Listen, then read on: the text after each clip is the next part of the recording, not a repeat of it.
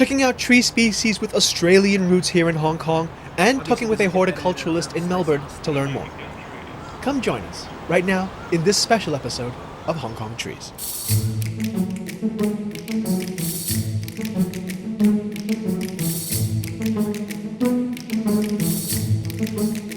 Hey everyone, welcome back. So, in our first episode of Exploring Hong Kong Trees, we outlined how trees of size are defined, and how us all as civilians can access information via various websites to learn about and track specific trees that have unique ID numbers. To learn more about that, do check out that episode. I'll leave a link below.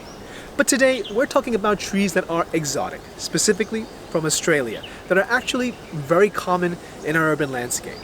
The first species we are looking at is a eucalyptus that happens to be classified as being large due to its diameter at breast height. So between us here inside the Sham Shui Po Park and the busy road outside sits a Eucalyptus robusta, common name swamp mahogany. Now, as the name suggests, it does grow well by the water, whether it's fresh or brackish in nature. In this sense, Hong Kong's rainfall and humidity certainly doesn't pose an issue. Back in Australia, this species also provides support for wildlife that we're unlikely to encounter here in the wild. It's also food for certain animals. Koalas love the leaves, and musk lorikeets love the nectar from the blossoms. This tree was last inspected in March 2020 and is considered an OVT or old and valuable tree.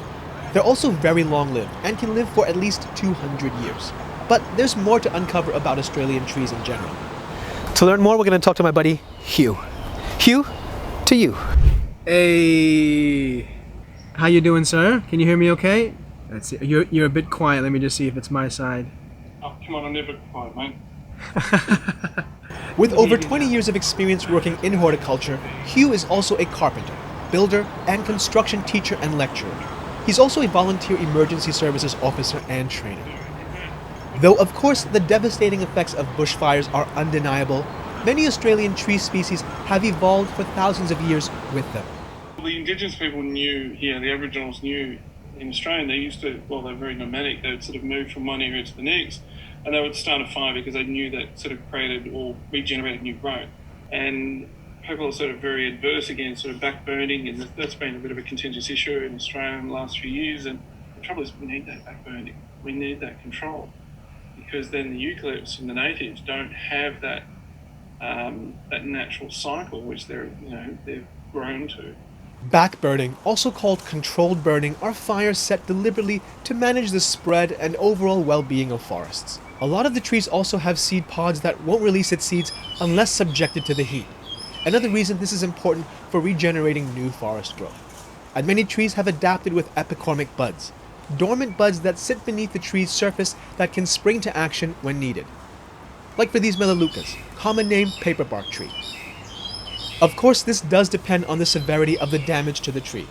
But even when stressed in other ways, epicormic growth can be tightly packed, vigorous, and be the difference between surviving and dying. The melaleucas, the paperbarks, they tend to do really well in very wet, damp, humid areas. Also, paperbarks also are very tolerant of high salinity. Its leaves are prized for their essential oils, which have medicinal value. If you want to know what it smells like though, do check out our other episode where I learned to distill essential oils with my buddy Gaz. I'll leave links below. But for us though, most Australian species are deliberately planted in urban settings, like these lemon-scented gum trees, also in Sham Shui Po Park. The Citrus is an absolute stunning tree, but there was historically because we've got these Victorian terrace homes with these sort of small courtyards, and they became problematic because people planted these big gums in these sort of small courtyards, and then there were complaints that the tree would get into the sewage or the water or upset the foundations of the building, but it's just the wrong tree for the location. So there has to be a little bit of forethought, understanding the type of tree, the nature of the tree, and where you're putting it. In the mid-1990s, due to additional molecular level research, the designation for this tree genus changed from Eucalyptus to Corymbia. However, many around the world still refer to it as Eucalyptus citriodora. Desired for its citronella oil from the leaves, it's commercially grown in various parts of the world. It's also manufactured overseas, I think from memory in Brazil, and in China as well. And there's one more tree that's widely grown here, but actually from Australia. callistemons, commonly referred to simply as bottle brush trees. As we prepare to enter the wetter, hotter months, the striking red flowers are falling and, on its branches, have formed hard, woody fruits. These trees are putting out new vegetative growth, preparing themselves to absorb the high amount of rain and sun that will be coming our way. Well, there you have it, folks. That's our episode for today. Thank you so much for watching. Big thank you to Hugh for joining us and sharing your knowledge. Take care, everyone. And yeah, we're going to have to wrap it up because it looks like we're going to get some rain. Fortunately for these trees, unfortunately for my camera gear. Anyway, bye guys.